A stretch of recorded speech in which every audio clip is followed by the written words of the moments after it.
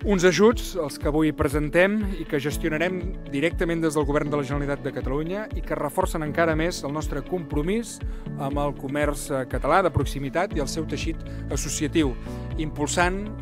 per aquesta via la transformació digital, ajudant-los en definitiva a ser més competitius i més sostenibles. Va molt dirigit a la microempresa, que és que volem que tingui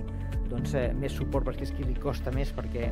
els llocs de bona part del teixit comercial català són empreses de 2-3 persones i que per tant no tenen la possibilitat de dedicar algú